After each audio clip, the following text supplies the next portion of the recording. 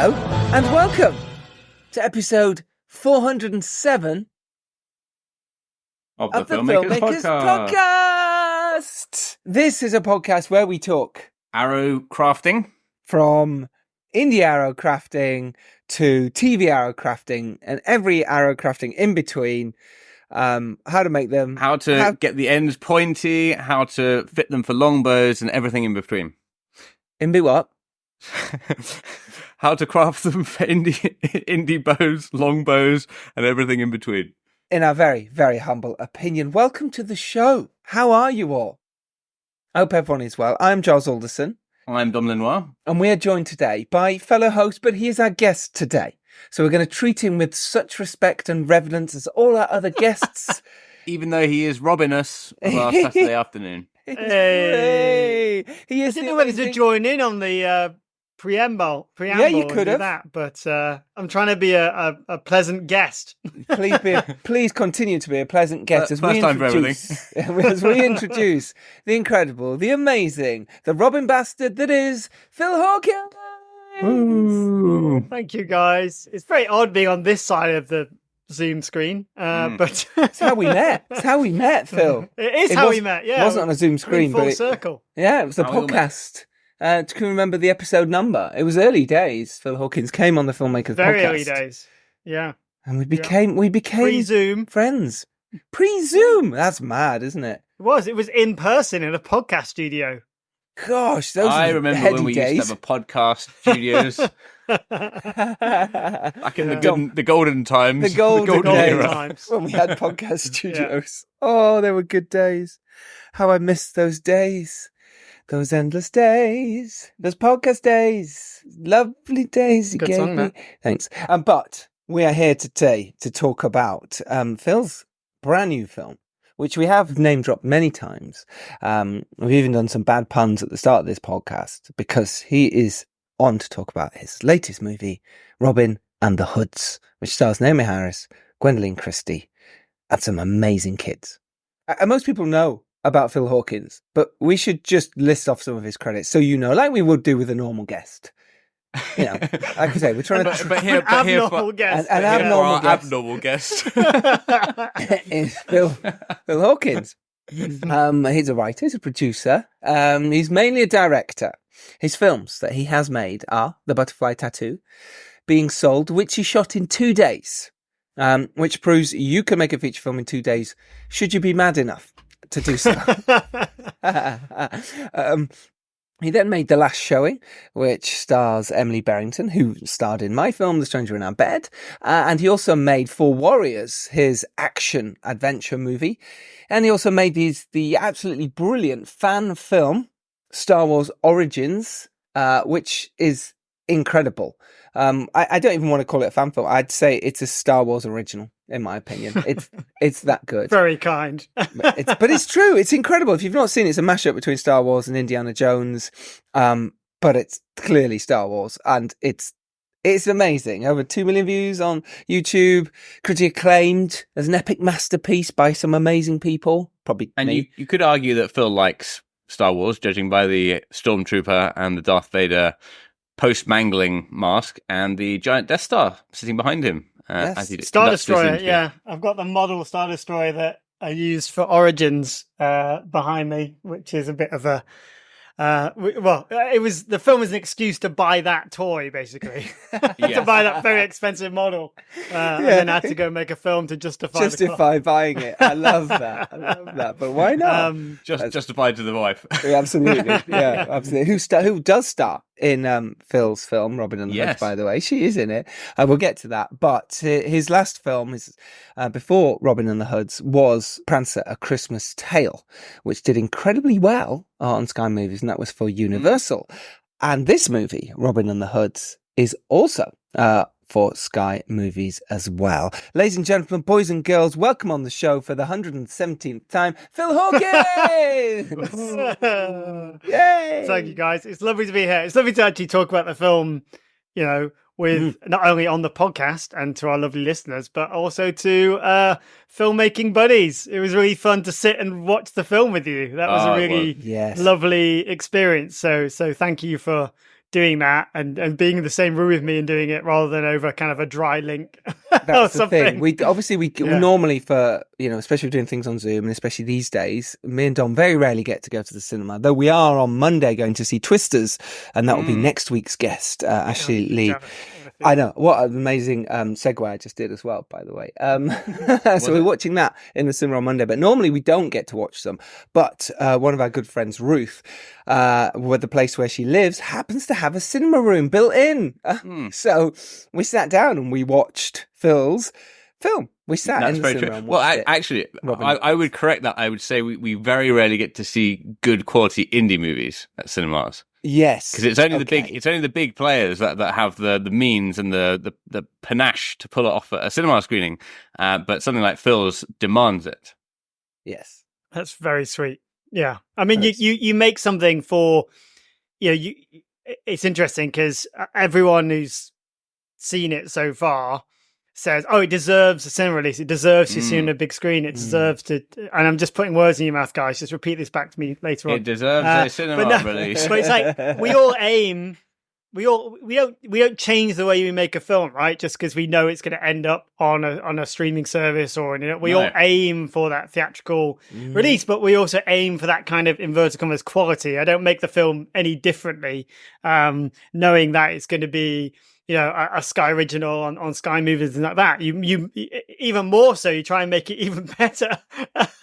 Yes. So it's lovely to take those opportunities to see it on the big screen, because it does feel different, especially a movie like this, which has horses and battles and hopefully some kind of big imagery. It's fun to always see it on a big screen. Well, how about this is the perfect time then to describe the movie, then we can play the trailer now, which is what we do before we sort of intro the guests at our intro section. So why don't we do that now? Phil, do you want to do the little pitch about the movie? Or I can read it from here. Please do it. I love it when I just do it. And I'll probably mess it up. That's all right. I'll edit it out and just do me later. It's fine. So Robin and the Hoods is about a 11-year-old girl, a tenacious 11-year-old girl called Robin, who basically is in that last summer between primary school and high school, the year where everything changes, and that summer where, you go from little school to big school, and her world is changing around her. Her family life is changing, and also the kind of bit of scrubland forest that they play in is now being taken over and developed on. And basically her and her scrappy gang of Goonies-inspired kids decide to kind of fight against the corporations to kind of save this bit of woodland, which when they enter becomes their imagination comes to life. It becomes a magical kingdom. And that's sort of the conceit of the film is leaning into the childlike imagination of when you pick up a stick, it actually becomes a sword. And when you ride your bike through a forest, it does become a horse. And that's basically what the movie is trying to do.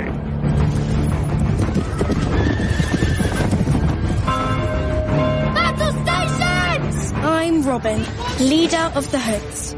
This is our world. We can fight the forces of evil, and where anything is possible. I am so sorry. Are you all right? I'm fine. Robin, one of the mums says you shot her kid in the head. You know the rules? No hits above the shoulders. You'll pay for this! The neglected land at the end of your road has long been an eyesore. Our redevelopment project changes all of that. But what about the kingdom? Lightning bolts! There's endangered species in there. This feather is proof. That could have blown in from anywhere. The witch? Are you crazy? She could have eaten you! Why would I eat you? I'm a vegetarian! Don't you get it? It's not you versus me. It's us versus them.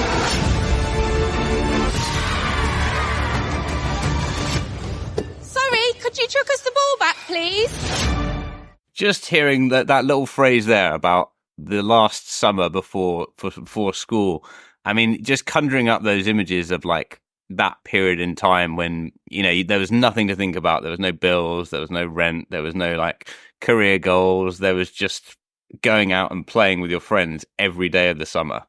And just that moment in time, kind of, I think as a kid, you almost knew that it was something special, but you didn't realize it was all going to change so much. Yeah. And just the way that you've captured that era is so powerful in this film. That's definitely one of the key emotional roller coasters. Yeah, and you have captured it incredibly well. It did. It took me back to being a child. It took me back to those moments and decades ago of playing outside and just feeling that. It's true though, and it had that feeling about it, that glorious. You could feel the summer. The sun, sort of the last rays of sun, as you said, that you knew you had to go back to school soon, and that growing up and getting the new uniform and you have captured that in this wonderful bubble, and it's the metaphors behind it all as well. A home life mixed in with her not wanting to grow up and not wanting to give up her kingdom is just magical. Can you talk us through the process of how this film came about in the first place? Where was the story when it came to you? Because it's always nice when, we sort of find out the origins of these things, but especially here because we know you, and it's really nice to go in depth about that. Well, that's a great segue, Giles, because it did come out from Origins, the Star Wars tour. So I love that you finally got work from that. I know, yeah. It's so still good. Trying to pay still it trying off. to pay. So the wonderful writers Stuart Benson and Paul Davidson came across. I think they first came across an interview of me on YouTube, doing an interview about probably ranting about the state of British film industry and my usual soapbox. And I think they thought, who is this cocky guy? What's this little Star Wars film that he's made? And I think they watched it, and I think what they were looking for, or what they were hoping to have, is that kind of, slightly Spielbergian, slightly kind of nostalgic, slightly kind of almost like 80s, early 90s kind of filmmaking that felt kind of real and in camera, and that kind of style to it. And that spirit of those kind of movies, which are the movies that I love and made me want to get into making movies. And I think it was that. And then they spoke to, sent that short to the producers, of which there was a company called Silver Reel. And they'd done they did the Oscar nominated The Wife. And they did, I always want to call it Lady in the Van, and that's not what the film is called at all. The Scarlett Johansson, Under the Skin. Why do I always put Lady in the Van? It's a very different movie. Very different movie. Maggie so they Smith, made slightly different age ranges, slightly different demographics. And basically they sent me the script, and this all came about from an amazing woman called Carol Griffiths, who is a bit of a legendary script developer, and she basically had found the script, brought it to Silver Reel, who optioned it, and then were kind of on the hunt for a director pretty quickly. And I read it, and I mean, I just fell in love with it. It is probably the best script I've ever read. And I was just so ready. It was so ready to film. It was kind of unbelievable. It's like, we get sent scripts all the time, and you go, okay, cool. I love this bit of it. Don't think this quite works. Maybe we do this, maybe do that. And then you kind of make it your own. Yes. But because we're sort of so in sync with the references and the feeling and that kind of thing, there really wasn't much to do.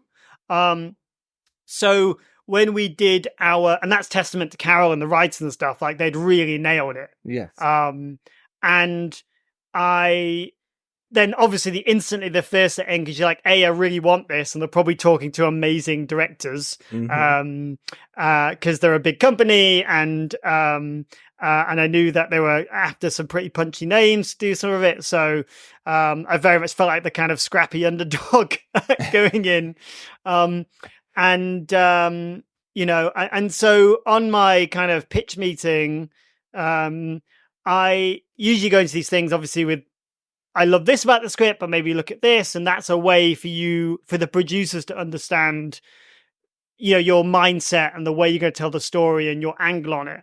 But I think one of the first things I said was like, okay, when do we shoot this thing? Because it's ready, which I think everyone smiled. And then I spent the time, I put a deck together. Because I really didn't have much to talk about in terms of story. There was some bits and bobs and little things, but there's like 98% there. And so I really went into the visuals of this, because the script does switch between reality and fantasy. And if you've not seen the trailer or the film, is like half the film is modern day and reality and kind of the domestic environment, and the other half is like these kids are in full armor, you know, swords, weapons, horses. Like we tried to lean into that kind of Ridley Scott, Gladiator, Game of Thrones-esque iconography, you know, for these kids.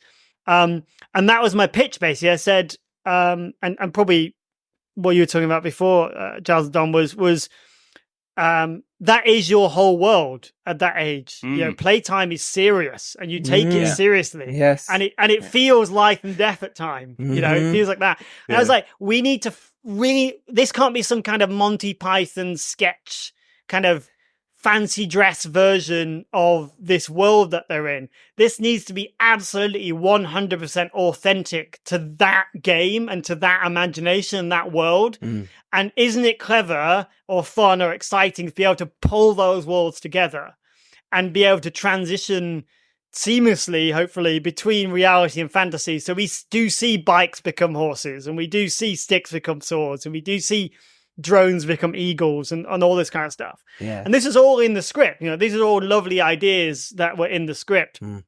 But I think they were looking for someone to sort of, you know, take the reins and really explain how those transitions were going to work, like what that world was going to look like. And you know, I went all in with those references. How did you do that then? How did you show that? What did you present? Yeah, so it's probably like a 6-page deck, and it was images from Gladiator and Game of Thrones and Lord of the Rings and stuff, and then sort of matched with kind of the more domestic, the suburban kind of environments, because funnily enough, the easiest bit of this film for me was actually the horses and the battles and that side of it, because you're leaning into genre, right? You're leaning into a pre-existing mindset about that. Yeah, you're over-exaggerating it a little bit in some way as well, aren't you? Because you want to be over... Yes, you need to show that in... Maybe if you were doing this as a full action horse and sandals, you might not have gone that far, perhaps. But I see what you're saying now. Yeah, that is because you sort of... this is what it needs to look like. Yeah, this is how it's going to... That's really interesting. The hardest actually thing was actually the kind of modern day, the present day domestic thing, because when you think about balance, right, it's kind of easy for people on horses backlit by the sun on a tracking vehicle to make that look epic, but then you want to cut that with a kid in a bedroom, and it's like they're two different movies. Yes, they are. And it did feel like we're shooting two different movies. Like when we were doing it, we had, you know, obviously different sets, different costumes, different lens sets, different all this kind of stuff that we were playing with. But it was sort of relying on the audience to go with the journey of understanding what was imagination and what was and what was reality, and making sure that the moments where we do transition are very precise and very for either a story beat or an emotional beat. They are like absolutely just change for changing's sake. Like every single change is for a reason. And I remember in an early production meeting where, you know, I was talking with people, I think some people just thought, oh, we're just going to shoot it twice, right? We're just going to we'll shoot it with normal clothes and then we'll shoot it with period and then we'll edit it together. I'm like, no. Firstly, we have no time for that. Absolutely zero time. And also, I was saying every transition needs to be absolutely considered and planned and executed, so it does feel effortless, it does feel seamless, but there's so much thinking that's gone into that moment to try and make it feel seamless, that I was quite obsessed about when those moments happened. And that was really a lot of the script work after that was, okay, when are we reality, when are we fantasy? And it's probably the most complicated shooting script you would imagine, because we had to have scene numbers that were 42 part 1R, which meant reality, and then there was 41 part 2F, which was fantasy, and then 41, but and it was all the same scene, but shot in 3 different sections, usually on different days because of different costume and with different lenses. So it actually becomes quite complicated to put together. Yes, I'm hoping the audience doesn't notice, but the logistics of it are quite let's tricky. come back to that. Dom, how do you create the kid moments that aren't cinematic to create those level of stakes and that level of excitement and visual intrigue when you are cutting from something so exciting as the horses and all the backlit? Because that's a difficult moment. And also what you were saying about the moments when you do cut back, because sometimes when you're in the other world, the battles do feel that much more epic and like everything is on the line. And then you're going back to the, kids with their things, and you've got like these comedy moments that you're trying to balance.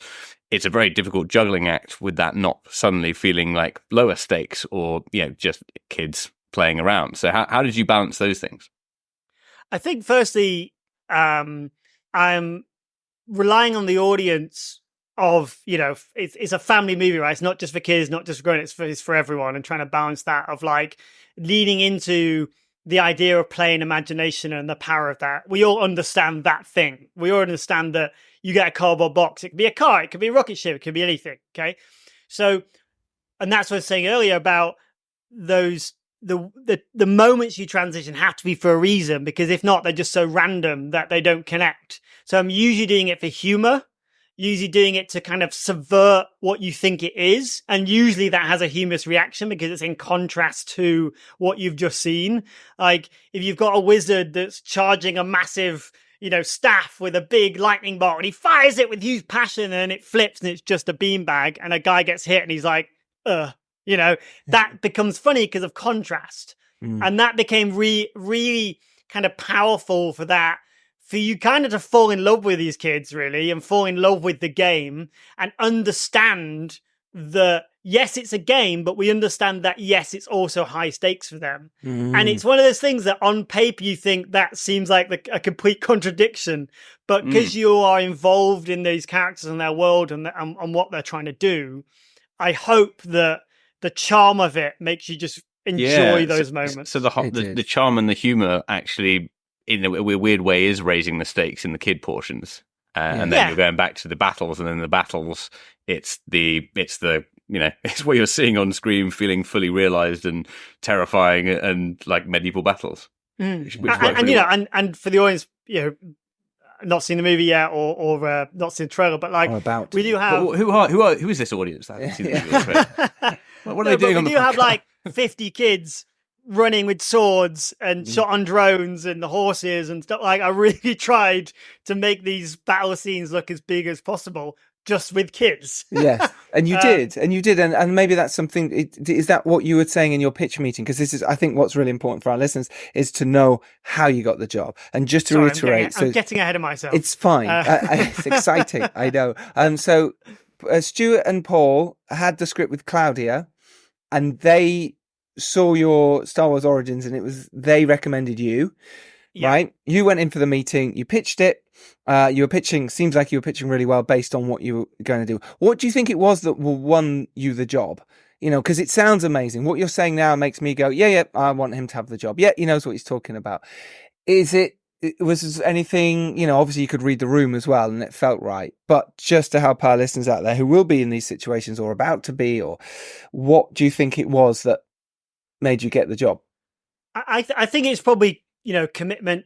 Firstly, enthusiasm, passion gets you everywhere. If you heard me on this podcast, I'm always an excitable child, but channeling and obviously loving the story. But I think it was the commitment to that vision. I think the one thing in their minds was, this script sounds great, but it also could be terrible in the way it's converted. It could be really difficult. It could be hugely expensive. There's a lot of reasons why doing the reality fantasy switches could be tricky. And I really lean into it. Like I had references I showed them, there's that amazing visual effects dad that puts his kid in those dangerous situations. Oh yeah, that's you fabulous. seen those? Yeah. I showed a lot of that stuff. Say, look, this is a really interesting way of turning play into danger. into peril. And we didn't get as effective as that. I said, like, I don't want to do this kind of merging of, well, I don't want it too visual. I want to do it in camera. I kind of want to do it the way that Donna and the Goonies would have done it, trying to do as much in camera as possible. But like, look at the power of this. Like, there's a fun and a charm. We know it's not real, but it still seems dangerous. And, so I think it was that. I think it was, I had the right answer to a question everyone was asking. And I think, and I don't know how many other people they're talking to or stuff like this, but I do believe that because I spent the time on solving that big, it was a big swing, right? I don't know. They could have gone, no, actually that sounds very expensive, or, oh no, that sounds very complicated, or we don't know. Actually, we thought we'd just be playing a bit fancy dress, yes. But I was always trying to lift that. I said, look, it's the problem between a kid's movie and a family movie, and having now being in that world now, there's a massive distinction between kids and family movies, right? Yes. And all parents and stuff are like nodding as they like, yes, please give us the family movies. And I really want to make a family movie, and like, Jesus, not the kids' film again. Kids don't know what Gladiator is. Kids don't know what Game of Thrones is. But they should. But they will. But the parents do.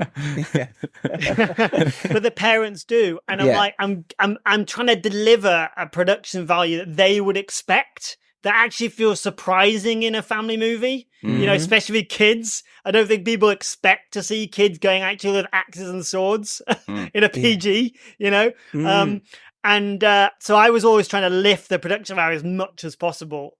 And that's in that first meeting. That's what I was talking about. I was like, look, I know I'm showing you references to Lord of the Rings, but actually, when you look at this image, this is how we break it down. This is why it feels epic. This is why it feels expensive for these reasons. And when you break them down, it's not actually that scary a thing to kind of... So, I mean, you're basically demonstrating like a very clear understanding of market, which obviously gets anyone from distribution very excited, and audiences. So, there's two things you've sort of demonstrated then, and you briefly sort of touched upon the budget as well. Did you go into discussions about how much it was going to cost and what the casting implications were as well, like your ideas on that in that first meeting? No, didn't really get into budget, and I didn't really have any idea of what sort of budget it would be. I don't know whether I'm allowed to say what kind of budget it was, but like it's definitely. We're all friends here. It was. But I know millions of listeners. but yeah, which is 100 times more than the budget. But I knew like they were going to be punching high with cast and stuff, but it's still going to be a challenging film to make, right? We're still in terms of time and things, it's still going to be. It's a really time expensive film, like, because we were making two films at the same time, which is the fun, the challenge of it, but that's all expensive. And that all is, it's real horses and real swords and real horses, real swords. That changes it. Well, at that point, when, let's say that moment you got the job, which is always a nice moment to get that call or email to say, yes, we want you. Had the film been green lit at that point? Or was it a case of, look, we want you, now we've got you, we're going to get cast and we're going to get the rest of the financing? What place was it in? And can you talk to us about that in some way? Yeah, it was early days. I think it was pre-Sky as well. That Silverreel owned it. But Silverreel had a great track record of getting movies made and movies with big cast and some expensive movies as well. So I kind of had every faith that they meant business, right? They meant they were going to be true to their word. They've got a real chance that yes, they could. Yeah, still a real chance. Yeah, exactly. They did just so our listeners know, they did Z for Zachariah or Z for Zachariah, Eye in the Sky, The Host, Under the Skin, as Phil has mentioned, as well as some other incredible films. There's so many of them. SES Red Notice was on TV as well recently. List goes on. Probably. So how did that collaboration work with them? Well, what happened was then Sky. I think Sky always loved the script, but they weren't quite on board with it yet. I think they were waiting to find out who the director was and what that kind of vision and style was going to be. And my previous movie, Prancer, albeit that was a Universal Pictures movie, Sky had the UK same Comcast, same network. So I shot. Funny enough, I kind of got the job for Robin while I was in prep for Prancer, so things were starting to align in terms of the Sky team watching what I was doing on Prancer and going, okay, this guy understands kids. This guy understands kind of trying to bring scale to something that feels quite domestic, because that's Prancer was a lot of it in one house, and how do you make that cinematic and those kind of things. So those weird, worlds were aligning. And then Silver Eel were doing a big TV series, and I think they were and Sky wanted the movie. So Future Artists came on board to kind of co-produce and help basically get it going, get it over the line.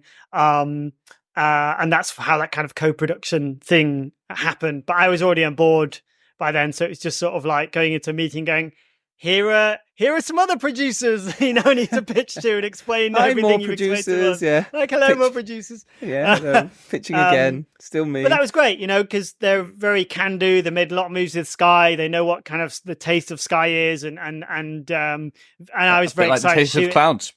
Absolutely. And I wanted to shoot it. I was looking forward to shooting in the Northwest, and they've done a lot of movies like in the North. So that all kind of worked really well. Right. And did you, at that point, were you bringing on your DP, David Meadows? Did you say, hey, listen, I really want to work with David? Again, how did this work? Again, same thing, because he'd worked with you before? Yeah, absolutely. Part of the confidence they had in me pulling off that kind of epic, inverted commas, epic style, was I'd done some commercials in that kind of style. I did like a whole series of commercials for a bank that was sort of Game of Thrones like spoofs. So I already had images of my own shots like that. And then that first deck, I'd put some in there, and I had a page of images like that and gone, this is all my own work, this stuff. And this is how we achieved it. Yes. So that's kind of commercials helping inform the films again, which is, nice when that happens. And Dave, I've worked with for many, many, many years, and he shot a lot of that stuff. And he just seemed like the right guy. And he is predominantly commercials and like high-end corporates and kind of sports documentaries. DP, not shot studio feature. He shot an indie film a number of years ago, but it's very much been in that sphere. So on these kind of studio type films and these kind of deals, you only get a few chips to spend contractually, right? Yes. And mine's always DP. And every movie I make, I get another chip to trade in. This time I'd like also. So this one, like product designer was absolutely essential, and obviously so editor, important. Someone that could understand those transitions, understand the world, understand the tone.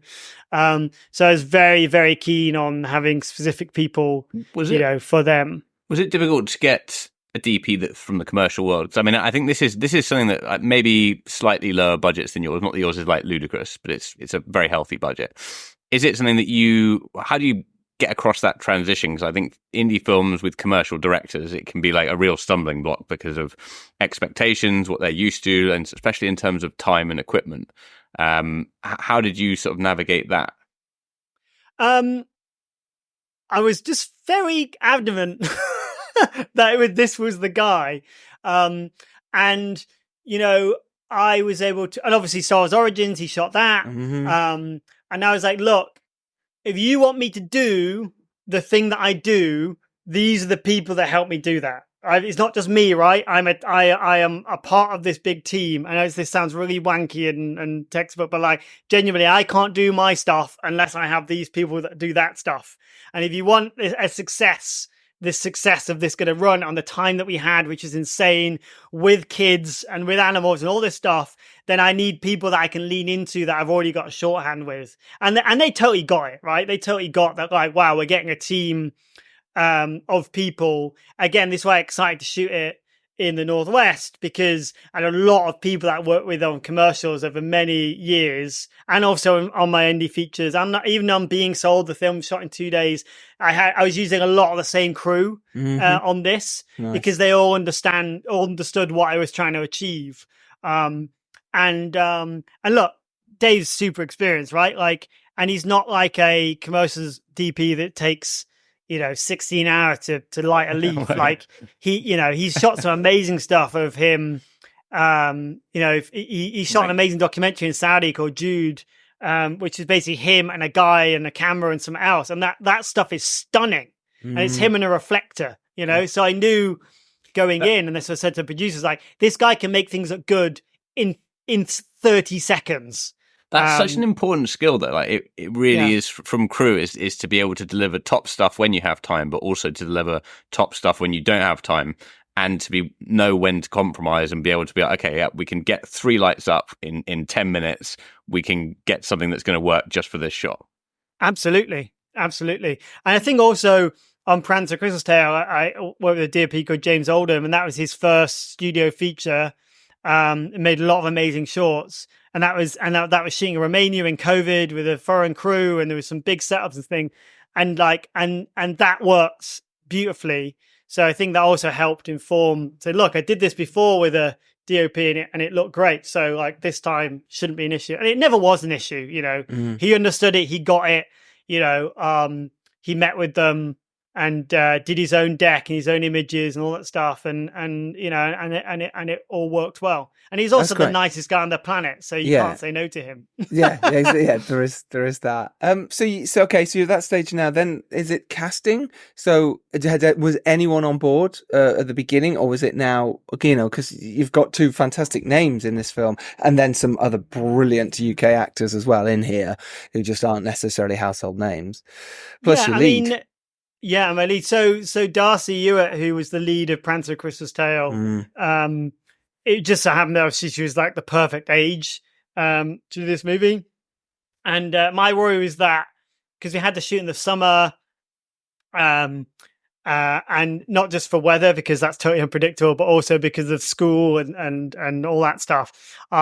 So I didn't want it to suddenly push a year, because these things can, and then Darcy be like too old to do it and then recast. So I got her on tape pretty quickly, but everyone was super happy because her performance in Prancer is just stunning. Like it's amazing. So everyone was like, cool, we've kind of got our like Robin. Like that was she was like there. But in terms of the financeable roles, like the roles that are going to green light, it was Clipboard, who's our bad guy or bad lady, and Naomi Harris's name was kind of top of the list. And actually originally in the first script we read, it was actually a man, and we had a 'cause it was more of a kind of older sort of Nosferatu style character, which is why she kind of appears as a vampire in reality. Yeah, very chitty bang bang sort of child catcher-esque. That's kind of what it was going to be. It was going to be a bit, a bit more kind of sinister in that way. And then we were just talking, and Naomi Harris, is such a versatile, wonderful, actress. Obviously, Oscar nominated for Skyfall. Oscar nominated for the other films. Then obviously Bond for Moonlight and all the Bond films. But also when you look at it, like Venom and Pirates of the Caribbean, like she has this kind of chameleon-esque quality. Yeah, she's great. I always loved her in Mandela, and thought she should have won the Oscar for that. To be very honest, so she was the kind of name top of the list. That I was like, yeah, okay, good luck. Why is she gonna do? Why did she want to do this movie? And she's the first person we went to, and she said yes, like immediately. And that's again, amazing. Power of a good script, right? The power of a good script. How did that approach go? I mean, just so people are aware, like what did you have in place at that point, and how did you pitch to her team to get her to read it? And were you fully financed at that point? Did you have studio sort of attached? Did you write a letter? Did you not write a letter? It'd be good to know exactly what the process of attaching her, other than here's an amazing script. Yeah, no, absolutely. So I think I did write a letter. Yeah, I think it did write a letter. Dear Santa. And how long was the letter as well? I got told off for doing too long a letter. Well, how long were your letters, Dom?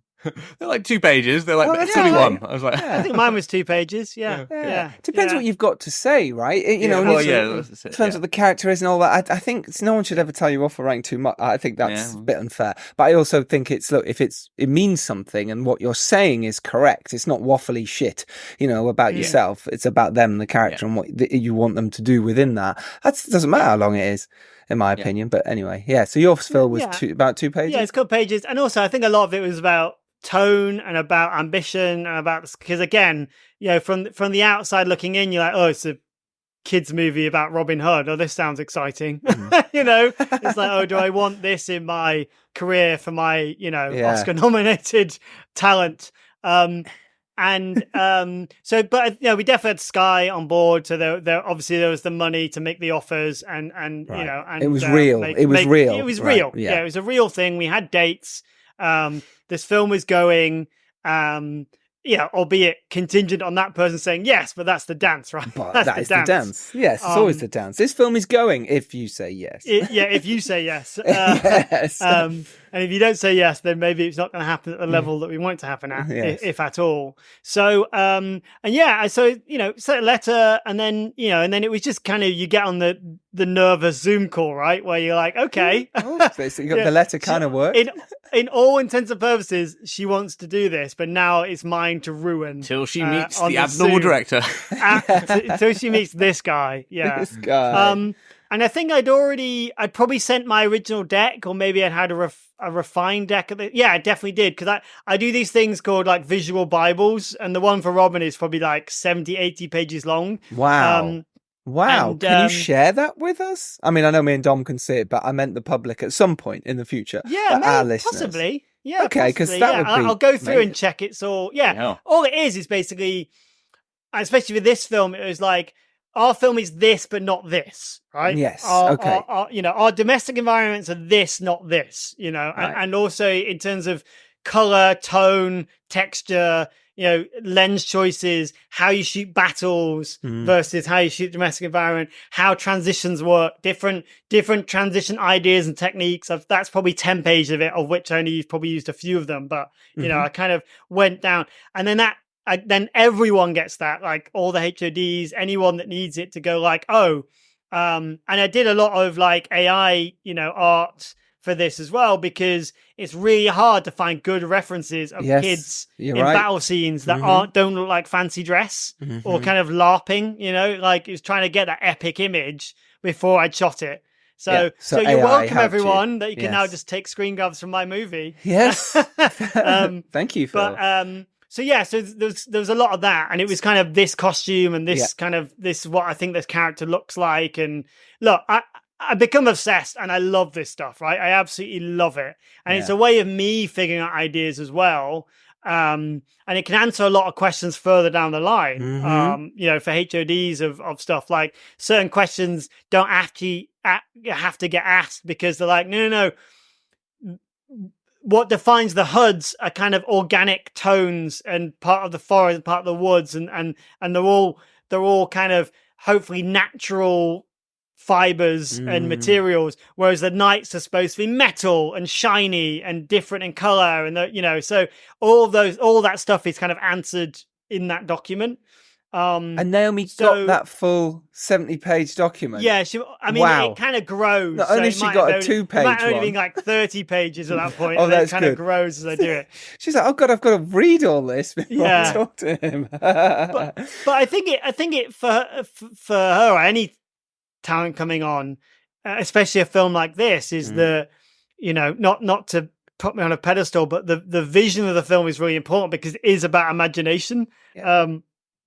It's about what that imagination actually looks like, and how you're actually going to present that. What was the? I mean, for me, a really key bit that you did a good job of not showing too early was the different camps for the knights and the hoods. Yeah. Can you talk about how you put together that world? Because that does feel like quite specific. Because on the one hand, it's I mean, especially if you look at the knights camp, like it's very low key. you could at first impression you could say it's, this is just something that some kids have put together, but actually it's quite expansive. It's got its own vibe, and it is like the kind of camp you might expect from someone that's readying for war or whatever.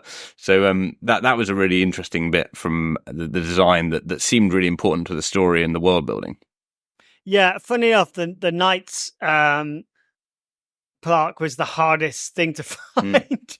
You shot. We're looking at. Sorry, Phil, but when you were looking at it, I was like, he's chosen to shoot next to a waterfall. I was like, that's going to be really noisy. And under a bridge. Yeah, under a bridge, absolutely. Under a waterfall. I was like, what? It looked great, but I was like, good luck with the sound guy on this. Okay, all sound people, I apologize right now, but on the tech recce. So let me just go back a few steps. There was no water on the tech recce. That's really important. No, there was. But like because we're shooting summer holidays, and the council and everything were being very accommodating, but didn't want us to shut down a kids' park because originally in the script it was like a rusty old playground. Which would make sense. Yes, and it was kind of a knackered playground. Nobody wanted to play on, and they were kind of that kind of vibe. And I was really going to lean into like a derelict castle type, wasteland. That was really what was in my stupid big deck. And I think we're a week out from filming, and we still hadn't found something that we could have access to. Yeah.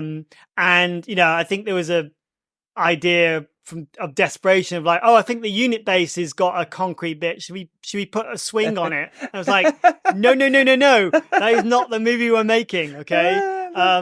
And so I went out myself. I just got in the car and just went and found and where there's a wonderful farm, Forster's Farm, got a great farm shop there. Have you ever finding it? Where we built the Kingdom set and we did a lot of the battles. That was all on private farmland.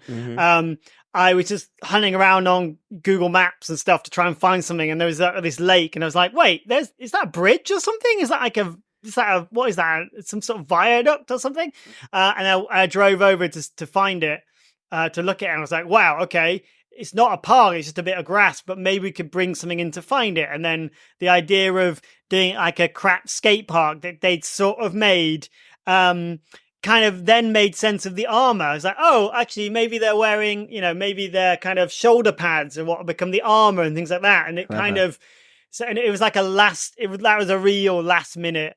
And it also has such a sense choice. Of scale. The viaduct, it does weirdly feel like some big like checkpoint in Roman. Well, I mean, if I had a bit more money, my original idea was I wanted to crane down from a castle above and then come down and find them, and so the viaduct was like the foundations of a castle sort of thing. Yes. However, that's the problem with this movie, right? The imagination is always bigger than the budget. Like some of the ideas I had were just silly big, literally a castle in the sky. But again, and that's the difficulty about it, is that it had to be a location that could work both in reality and fantasy.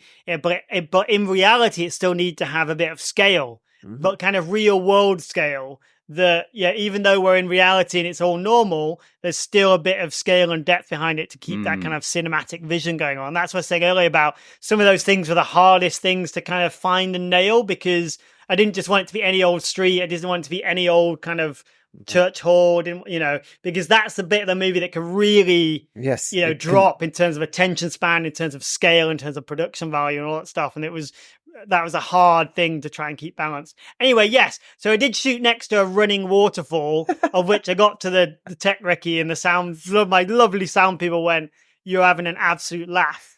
Like, you're going to have to ADR this entire thing." And I was like, "Yep." I was like, "I'm really sorry, but right now, I need the location." It's and that, or a swing in a car park. So yeah, exactly. And you know what? Every single bit of sound is not ADR'd. No. Like, it's all location sound in the movie. Wow. Because the tools these days, and like Pro Tools and all that stuff like this, can filter this stuff out and so also, well. It's we could see the waterfall, so we'd actually there's a waterfall sound in the background, or bridge sound.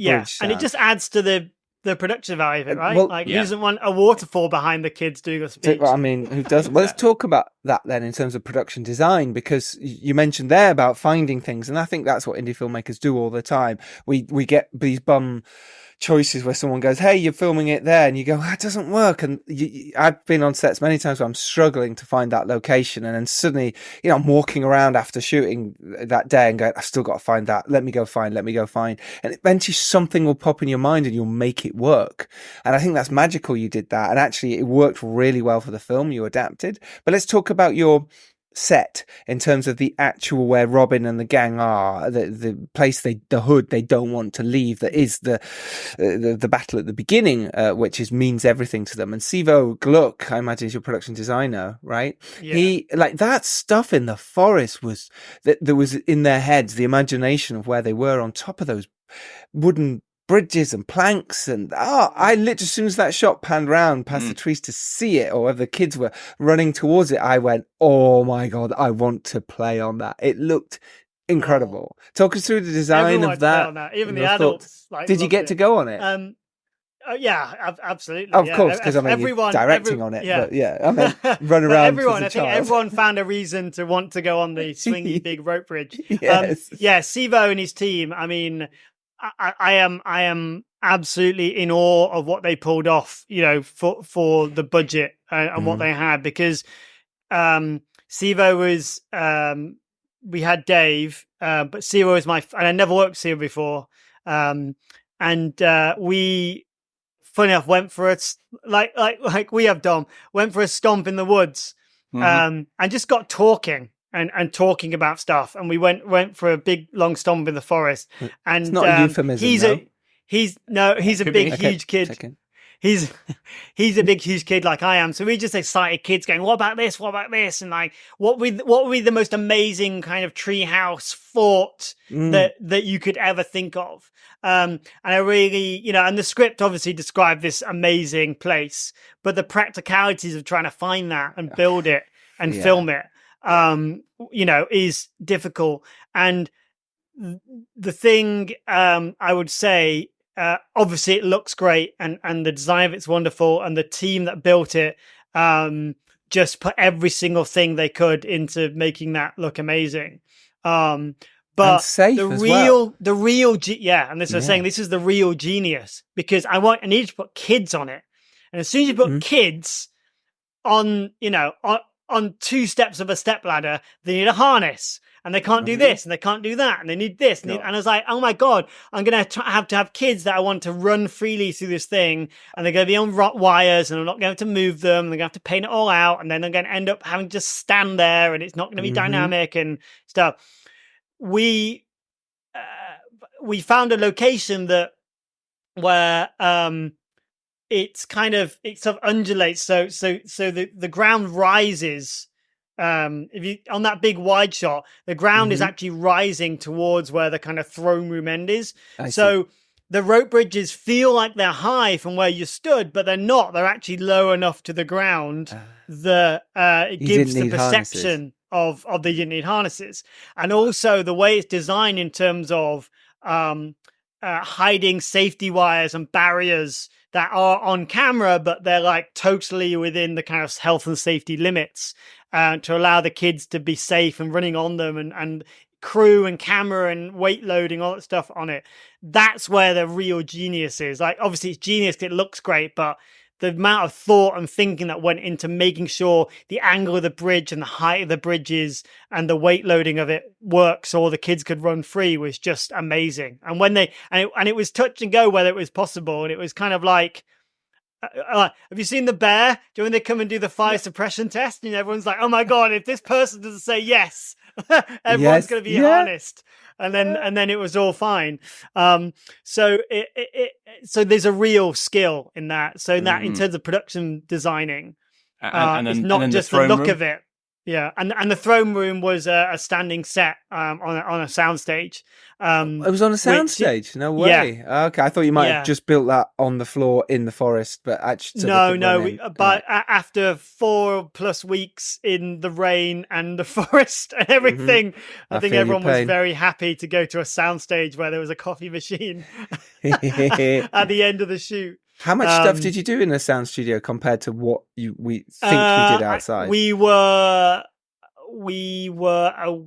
I think at least 4 days Yeah, I think it was 4 days in the throne room. Right. At the very end of the schedule. And we also had a second unit, my second unit director, Danny Baker, that had a separate unit going around, because where we found the soundstage was right next to a little wood. So there's little pickups that we were able to shoot at the same time. Just little things like arrow fires and beanbag throws and, you know, bits of plates and, you know, close-ups we didn't quite get because we ran out of time with the kids and all that stuff. We were able to kind of do those at the same time as being in this throne room at the end of the schedule. So that was a clever bit of scheduling to be able to do that at the end. And scheduling, it's so difficult as a director because you need someone else's experience on your side as well to understand that, with a great first AD who can understand the scheduling side of it. And also your brain needs to compartmentalize everything and make sure it's making sense within you, so you're not jumping around too much for the kids, but also so you're not jumping around too much as well. Yeah, I mean, and also the film was shot in 30 days. 30 days, okay, that's healthy. Yeah, which is healthy, but if you think about you're kind of shooting 2 movies. Well, child laws as well, the times you're allowed then. And the child, and everyone has to have school and stuff. Like it was difficult. It's always difficult.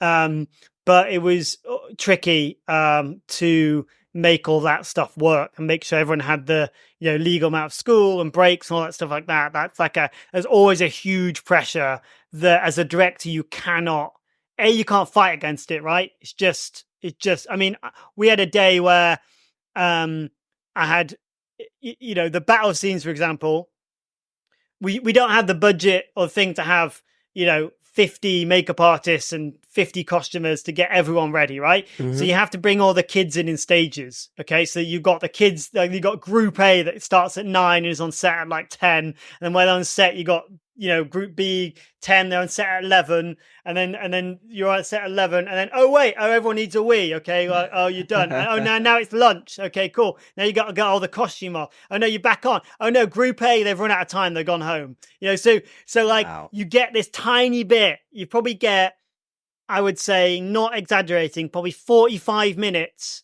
where you've got every single background artist, like young background artist on set at one time, all in costume, ready to go. So you've got to shoot all of the big wide stuff for like 45 minutes, and then it all starts dropping off. You know, it all starts. Then you know they need a break. And obviously it's hard, right? They're wearing armor, you get them to run and all this stuff, you know.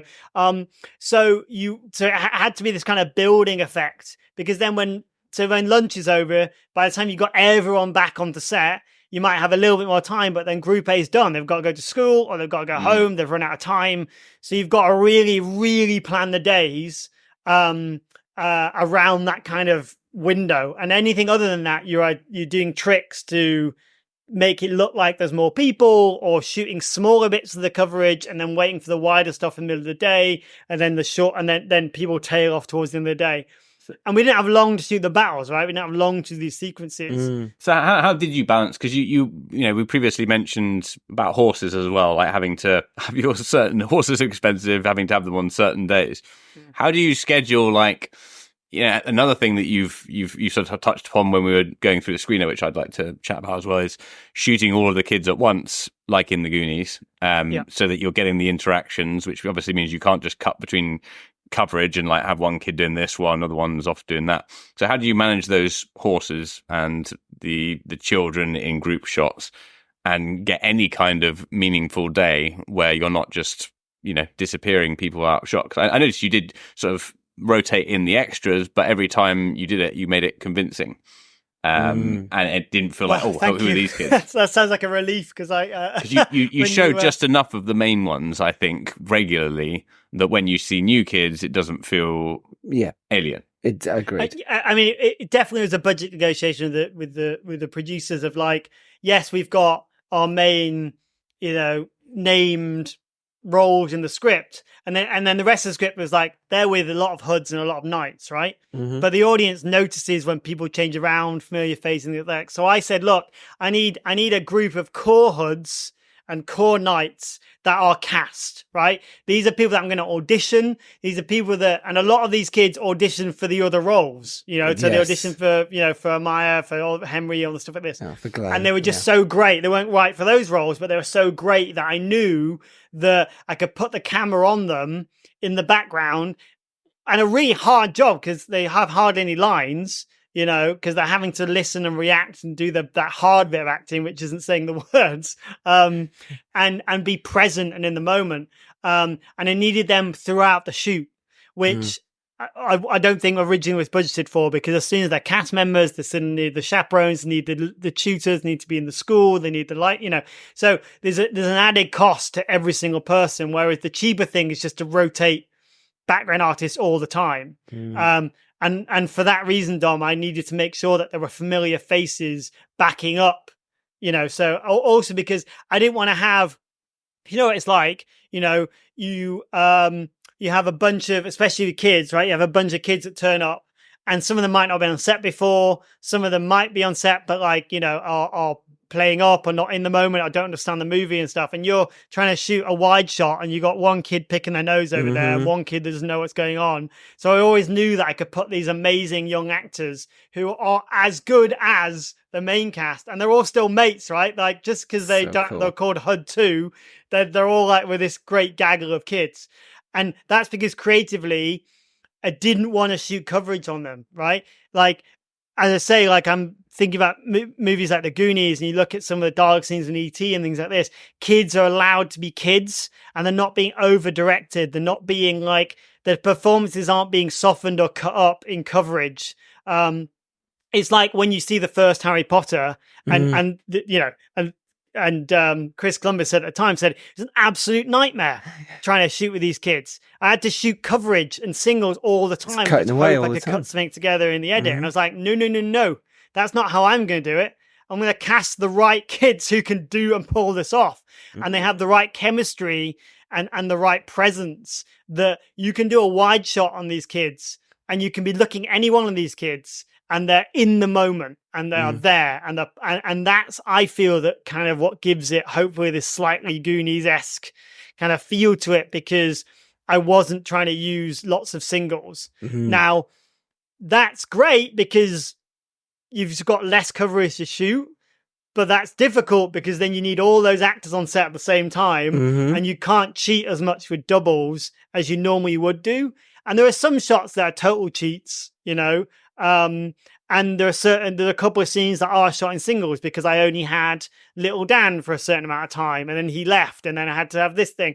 And some of those scenes are the ones I don't like, you know, like, they're good scenes, but they don't feel like the movie to me because they've become a bit coverage.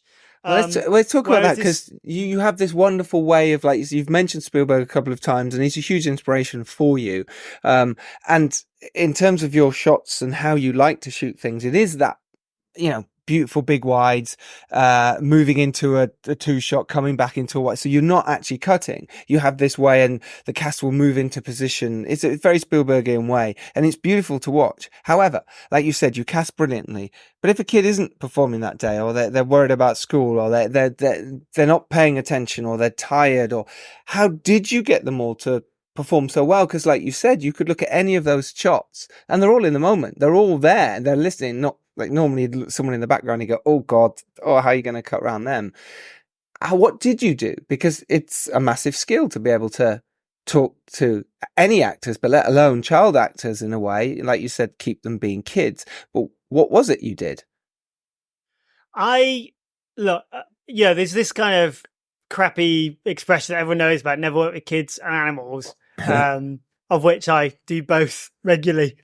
And it's because I think the reason why people don't, or are scared or don't like working with kids, is because you have to embrace a lack of control, right? You have to embrace the unpredictability. You have to embrace that thing that they're going to do it in an interesting way that you never thought of, because you know what? You're not 10, right? No. And we're trying to capture that spontaneity, right?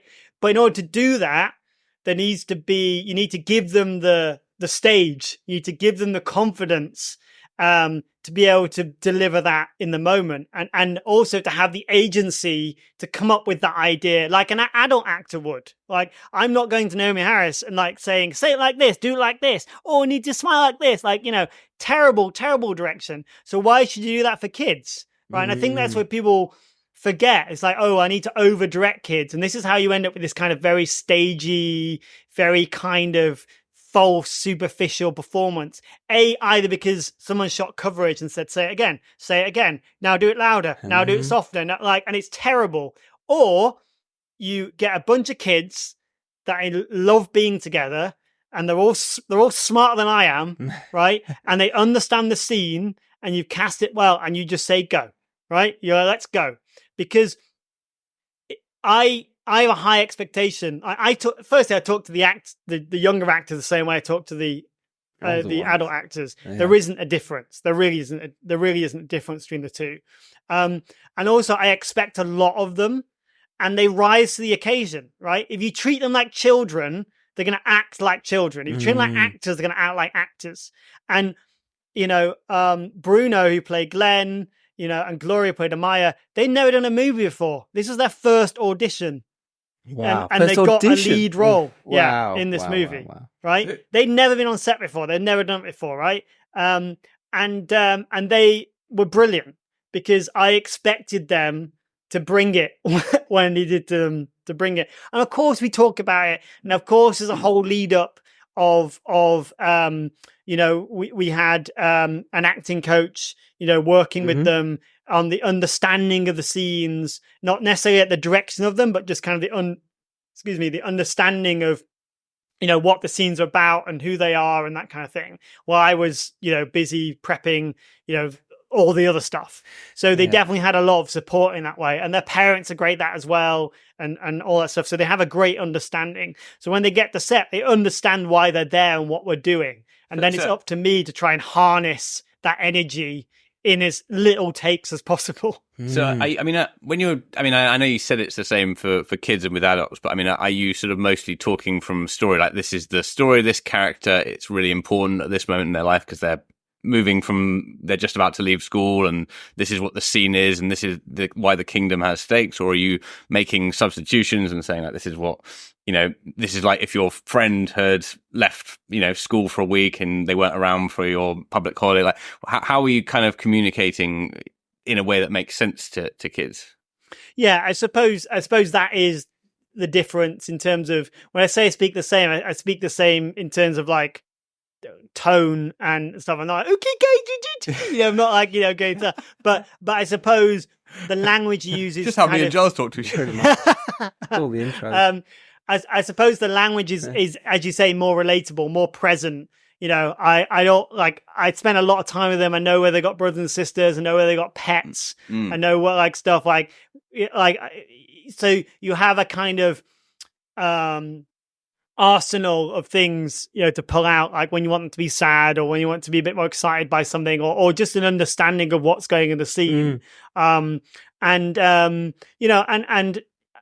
to sort of betray any confidence whatsoever because there's a whole trust and bond there going on. But, I know who the bullies in these kids' lives are, if they have them, and who this stuff, and I very sensitively use some of that into, okay, like if this was this person at school, how would you feel in this situation? Or how would that make you feel? Or what would you actually want to say back? Like, this is your chance to say this back. So it becomes more like, I suppose, more present memory to access rather than, a more experienced older actor where you can talk about past, you go into subtext, go into story and things like that. Exactly. That said, you speak to Darcy, you speak to her the same you speak to Naomi Harris because she understands everything about script and story and where she's going, and so she's cool. just brilliant. Just brilliant. And it's so nice that you managed to do that, but also that's because of who you are and your relationship.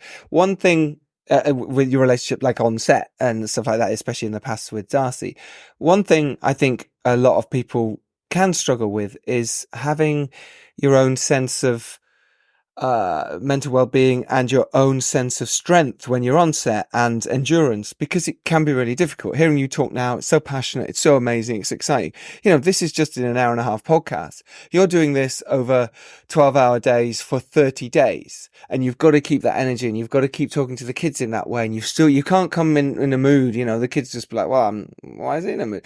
How do you... Yeah, that's a tricky one. How do you not, not lose your how do you keep that energy and that endurance during that whole time? What did you do on this one specifically that you went, maybe on Prancer I just needed to have a moment to myself, or I'd take myself off, or I wouldn't get involved? Or are you just capable to do that because certain people are? What was your process? I mean, yeah, I think it was Scorsese that said it, like the scariest bit is getting out the car in the morning. Yeah, getting out of the shower. They said like that when you get to set and you got your handle on the you do your hand on the handle of the car. You like, as soon as I open this door, questions. I get hit by 17,000 questions, and I need to be 100% of myself until I get back in this car. Yes. So my driver becomes my priest. And shout out to Rob, amazing guy. But like, yeah, when you're out of that car, you've just got to act like all eyes are on you at all times, because kids see everything. Yeah, they see everything, and they sense when you're just off. Yes. And if you're just off, like a tiny percentage, they think it's because of them. Now sometimes that can be useful. Oh, I see. If you want them, sometimes, like if it's a tense scene, or you want to get there, or they want and emotionally and stuff like this, sometimes you can be a little bit like, you can play with that a little bit, and they can respond to that like on camera. But most of the time, you've just got to be on it all the time. Now, I love my job. What I get to do is insane, and I loved every single minute of it. But it is a blur, right? Like you just you just get out of that car and you just go. Like everything, every day is a battle to make the day, and you've just got to do it with confidence, and hopefully with a smile on your face, and hopefully remembering that the world isn't going to implode if you don't get that shot or that thing, because there's whole parts of this movie which I just made up on the fly. Like there's just whole things of like, for example, there's kind of a big it's kind of the lowest point of the characters in the throne room, and I'm trying to spoil it, but basically words are said between this group, and it leads to this big emotional reveal and this downturn in the thing. I'd planned to shoot completely differently, and then I realized on the day that I only have like an hour to do this huge scene, because they got to be up at school, and this person's got to do this thing. So it's like, well, I've got to do this in one, right? Wow. If I get into any sort of coverage, you never make your day. I'm going to lose them. I'm not going to have the time to rebuild and finesse that performance stuff. I just need to, hopefully they're with me, and they know all the lines and stuff like this, that are totally prepared for this. So I came up with that wanna. I just sent everyone off for a coffee because I could. It was on the soundstage, and I probably had, it felt like 5 seconds, but I probably had like 8 minutes to come up with that shot, because I knew the only way I could shoot it. And yes, we probably did 10 takes of it, but that was the whole like 2-page scene essentially. So sometimes the oneers are sometimes out of necessity. Yes. And you can change, like you say, on the day. You can adapt. But what about you? How did you cope with it? How did you get through every day? He didn't. Alcohol. No, I think it's I think you've tried alcohol for Phil and alcohol for the kids. Yeah. No. Numbing juice. My DOP and Sivo on this were like my wonderful go-to people, I'd see Sivo in the morning, he'd just give me a huge hug, and or just the crew gets you through it, right? We were sharing kind of stills at the end of the day, and you could kind of log in and see what you shot the day before, and the DIT had made sure they kind of got sent out to the HODs and stuff. So people come in the next day, and you're just having a moment of I don't think I could do this, or is this the right thing I'm doing? No, or I can do this. Was yesterday okay? And someone goes there and go, oh my God, that shot was so cool. And I can't believe, and it looked really, and the enthusiasm and everyone else kind of keeps you going, keeps you pushing. Did you show dailies at all? Did you do that where to get people excited again? Because obviously you do. There's a lot in this film that is about the transitions and the reveals and the wipes. Did you cut some of these together to show some of your crew to keep them? I did. Yeah, enthused. Yeah, I did. When we did some of the big one-ers in the battle, because we, again, starting a day, right? In the morning, we did the fantasy section. In the afternoon, we did the reality section. And I'm just looking like a madman, the steady camera going, okay, I need you to go in here and then go to this point, and I need to wait thing, and then I need you to whip. Okay. And then, okay. And now we're here. And there's obviously amazing steady cam, like drama people like, but how has she got from there to there? Do we not? No, don't worry about that. It's magic. So now we're here. And they're like, okay. And they just go with you. Yeah. And then at the end of the day, they go, okay, now it kind of makes sense. And then, so I think we did that like on a Friday.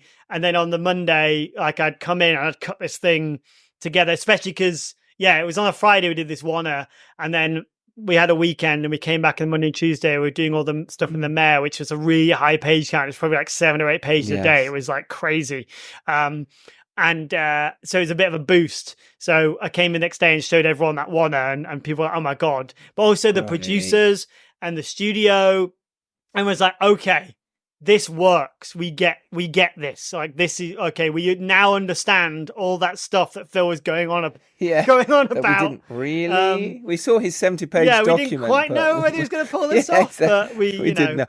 You still don't.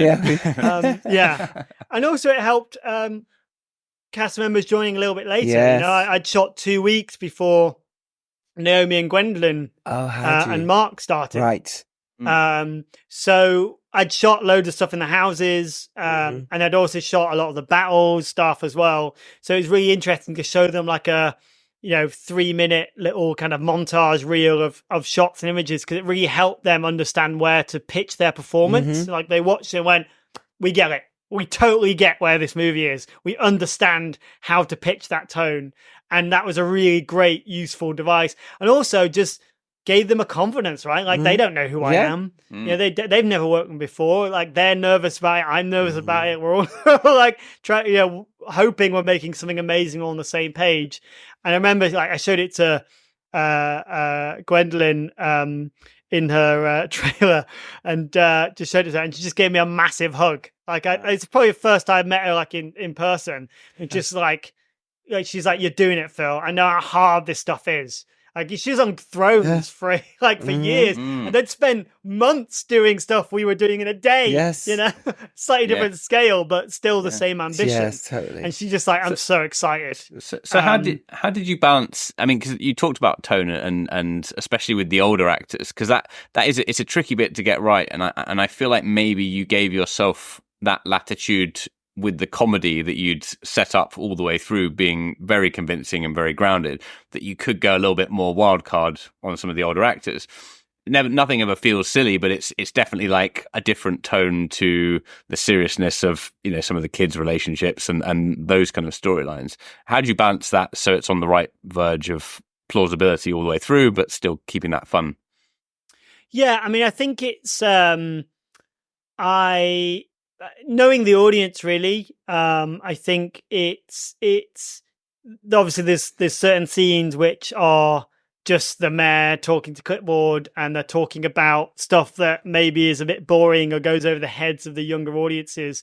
But there still needs to be a playfulness. There still needs to be a fun. We still need to know that these are the bad guys, in this story. And when you work with, like Mark, who's superb comedic talent and can pitch things from absurd to completely, straight. And then obviously Naomi, and you put them in a scene and you just turn the dial slightly to go like, okay, we understand. And you're not even really having these conversations at this point. Like, Naomi absolutely knows who clipboard is, and understands how to pitch her voice and tone. And I'm only going in making tiny adjustments to the performance, because again, she's seen all that footage and things like that, so she understands the tone and the style of the movie. And I'm just keeping an eye on the audience of going, we can't be like too arch about these things. It can't be too. We don't want to be slapstick. We don't be totally unrealistic. But also, we don't want it to be like really dry. Like we don't need. I remember as a kid watching Jurassic Park. As soon as I got on VHS, right, I'd always fast forward past the whole, dinner with sea bass scene, and move on. To get to the dinosaurs, because it was just a load of boring adults around a room talking. Right. Obviously, now I love that stuff because I see the drama, the forwards, the subtext, and the whole theme, like everything. But I wanted to make sure in this movie that there's still something for the kids to enjoy in those kinds of scenes. Well, you talked there about that cast and those scenes and the adults and Tom Goodman Hill, and you've got Morgana Robinson, who I've worked with in the past, who's amazing, and your wife as well, who was fantastic, Sandra Jessica Blake. Obviously, you've worked with her before, but just interested? Does something change? Because it is your wife when you're coming on set with something like that, or is it exactly the same as another actor coming on set with you? Have you worked together at home on it? It's always interesting, I find, when someone you live with, or it's a flatmate, roommate, or a partner, and they're on set with you, and that dynamic, it can be tricky. I'm just wondering how that is. I'm probably harder. Than most things. It's your chance. It's my chance. Right. Finally. This is my domain. Yes, I'm in charge now. No, I mean, to be honest, most people don't know we're married.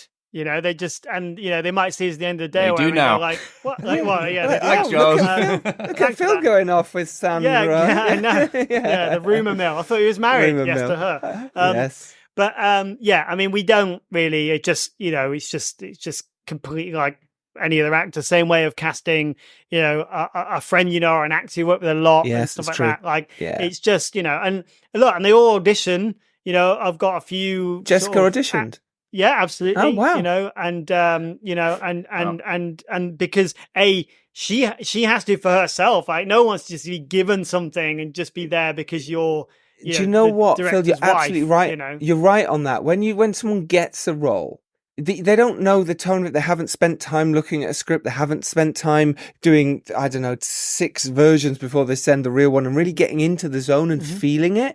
You get given a role as an actor, you sort of go, oh, well, I'll just turn up and see what happens. Yeah. You don't necessarily put as much heart and soul, but when you audition, I like that. I think that's actually and also really good. Because I wanted to, she wanted to show that she was right and could do it. I wanted to see that she was right and could do it. Yeah.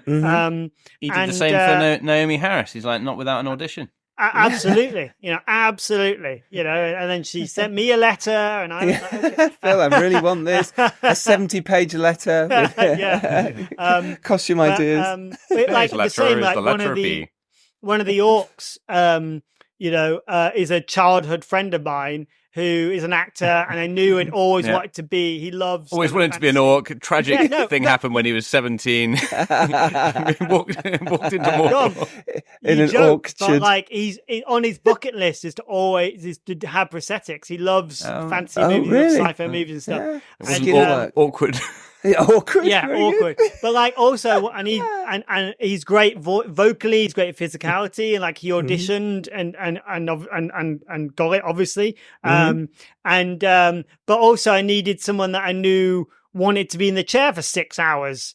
And turn up for a 3 a.m. call to be on set and not be grumble and be on it and be, want to be there, especially around kids and all that stuff. It's really important that you surround yourself. We all surround ourselves with people that we can lean on and trust, even in those smaller roles, which sometimes are the most difficult. And that was why it was nice to see Christopher Dane in there as a police officer, because you can sometimes get those really small roles, like where it's a couple lines, maybe even not a line, and you sort of the policeman or someone is the extra sort of awkwardly manhandling your lead, and it's just, oh my God, we should have got an actor for this. So it was great to see Christopher in that, because he's fantastic as always. Absolutely. You just got to lean on people that you can trust. Like, there's so much other stuff going on. You don't really worrying about, someone you've never met that you turn up in, at breakfast and go, hey, are you Steve? Oh, Steve, by the way, you're going to be manhandling Naomi Harris. Not cool. They don't want that. No. They're like, I don't want that. And I don't want that pressure. And God, and I want to make sure Naomi's safe and all this stuff. So I had to cast someone that I knew could do it and would be respectful and understand and all that stuff, so sometimes you got to lean on that sometimes, Yes. Let's talk about grip stuff, lenses. Let's get techie, geeky for a minute. Dom, jump in here. What were the grip considerations for the film? Because we mentioned drones. There's some shots when the horses are coming towards camera, which I'm imagining wasn't shot from a fellow horse. It wasn't from a horse dolly. And there's obviously some steady cam. There's lots of posed shots. So what were the different kinds of grip gear that you were using for all of the action, and were there any crane shots as well? Yeah, I think we probably had everything under the sun bar a Technocrane, because they're expensive. So I'm actually upset you didn't have a Technocrane, to be fair. I know. Well, there's certain shots which you make that are Technocrane moves. Like there's that one that comes down the center of the barricade for that kind of battle, which like I wasn't going to waste. Look, for one day of a Technocrane, it spends 6 days on a Steadicam and X amount of days on something else. Yes. So, albeit we had a healthy budget, you're still being sat down with a line producers going, Phil, you can only afford 6 Steadicam days. You can have 3 crane days. You can have this day. Like, where do you want to spend them? And you're always looking for the places to maximize that filming. The same with horses, same with anything. Like, you don't want anything stood around. If you've got them there, you want to be using it. So, it was, in the houses we could be quite nimble and just use little sliders. Some of it's handheld to give it a slightly more kind of reality feel to it, but I didn't want to be like, big too shaky cam or too, because I didn't want it to get in the way of the quality of the movie. Yes. But a lot of the same is like, big long tracks, which it's like trying to set tracks on uneven ground and cranes and in forests and things like that. And we definitely pushed, a lot of it's jimmy jib with the remote heads. There's a lot of moves that again would have been so much easier on a Technocrane, but we just couldn't afford it. And again, using some guys who I've worked with for years, who I knew that they could pull off some of these ambitious moves and also be able to deconstruct the crane while we're filming something else and then reconstruct it on the other side to get the next shot. There's a lot of that going on. And in terms of lenses, I wanted the reality and the fantasy to to feel different kind of subconsciously, like optically. So the reality is all shot with master primes, which give you this kind of beautiful, shallower, more depth of field, and then the fantasy shot in anamorphics. So it gives you that kind of wider, distorted, that beautiful lens flare aberration feel to those lenses. Did you also go for something like more rough and ready for the fantasy, or more vintage? Because like master primes are like very clean, like super clean. So they were Cower anamorphics. The rehoused ones. We just shot with those. Yeah. So it's one of Dave and I's favorite lenses, lens sets. So we use those because they're kind of bendy enough, and they're super small as well. If you need to do car stuff, they're amazing for all that. Absolutely, they're super small. So to get them in some of the locations, and also if you want to be handheld or pull it on some sort of rig, like an easy rig or something like that, you could still shoot with the anamorphics. There's some great like Dave running behind the Robin stunt double, like taking out guys in that kind of Game of Thronesy, Jon Snow-esque kind of gladiator feel. That is an anamorphic. You try doing that with a master anamorphic, it's a recipe for disaster. And then drone, and then obviously drones, so kind of pretty much everything really for this. Everything except. And I'm a meticulous shot lister. I think about camera moves very specifically. And the horse stuff, that was a proper tracking vehicle, remote head, losing the term what it's called, but the kind of Porsche car turns up with a rig on the thing, like the proper car rig to get those horse. It's a car rig. And were you shooting long lens so you weren't as close to the horses? How did you? Yeah, a mixture. But those guys are so good, and the horses are all like film trained and used to cameras and all that movement and stuff. So and how did you make it look like the kids? And in your storyboarding and your planning, because obviously you've got stunt people riding those horses, not the kids, but yet they need to look like the kids. We need to believe that these people come along when you do your swipes, it turns into the BMXs or whatever it turns into. We've got to believe that we just saw them on the horses, and I did. So how did you plan that because you just put the kids on the horses.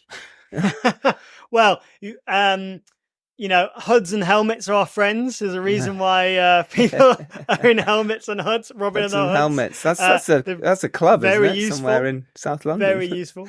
And also just trying to get stunt people that are as short as possible, essentially. Right. But like they're still grown up. They still have got physically they're different and bigger and bulkier. But but yeah, trying to find as close to a match as we can do. And then again, like you allow the audience that suspension of disbelief, right, to go into that world, and you totally buy that they're riding on these horses because of the way the transitions work. You mentioned storyboarding and planning that. How much do you actually, is it like into its life and then change it on the day type thing? I know from seeing your Prancer behind the scenes and stuff, you're very detailed and meticulous. Was it even more on this one? Or similar? Yeah, so I also do, as well as the visual Bible, I have like a shareable, like big note app. Basically, I use Evernote essentially, and every single person into the production team to production, runners to heads of departments, they can all go into this thing and they can pick a scene. In the scene, there'll be a shot list, a blocking plan, an idea of what we need, and I do that for every single scene. Now, a lot of that flies out the window, but that's part of my process of making sure that I have a plan for every single moment of that film, especially when it came to the battles. And because it was ambitious what we were trying to do. And, I said on the tech recce, the crew's like staring at you going, okay. And you explain this big battle scene and where it's going, and obviously their experienced fronts like going, how the hell are we going to shoot this in 2 days? This is 2 weeks. Yes. And I go, look, we don't have the kind of Ridley Scott school of time where we can just plan this big battle and shoot with 7 cameras and and get all the coverage we need. We need to be so precise about what we film, because there's certain shots that it's like having background artists in a field. Like suddenly 50 people looks like 5. Like it's just you need hundreds of people to make a field look half full. So there's certain shots where our field of view is one way, and I know the white's going to have a certain point, and then we turn, and I move those background artists, and I move them around and move them behind in this bit of the angle. So as the one goes round, it looks like it's traveling through this battle. It's the same background artists clever. Being moved around the field and facing in different directions to try and give a sense of this battle going on around us. And again, to be really focused on what we're filming, so not scattergun it in a way that we don't have all the extras and everything that can allow you to film like that, where you can put the camera anywhere and something's happening. We need to be so like laser focused on what was happening in the frame to pull all the resources into that one frame and that one shot. And that's why we really embrace those kind of one-ers and doing it in one-ers and the reality and fantasy. So we weren't distracted by just getting cool stuff. It was like, this is what we're telling, and my God, I hope it works. And it did. Honestly, this film made me cry. And we were all sat in the cinema. Yeah. And I was trying not to let people around me know that I was crying. And it's stupid because we're grown. It's like, well, so what? What does it matter? All right, I'm crying. Yeah, look at me crying. I think everyone in that room was crying. And everyone in the childhood.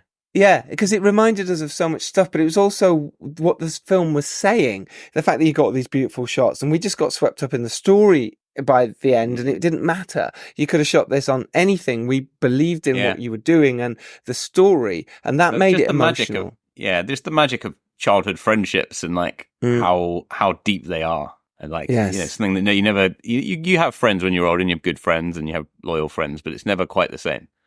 And that's something that this captured so well. It does, because at that point, it, like you said at the beginning, it means so much. Those little dens you build, or the stories you tell, and the feeling of that moment, and whether the ball has been kicked over the fence, whatever it is, that is everything for you at that moment.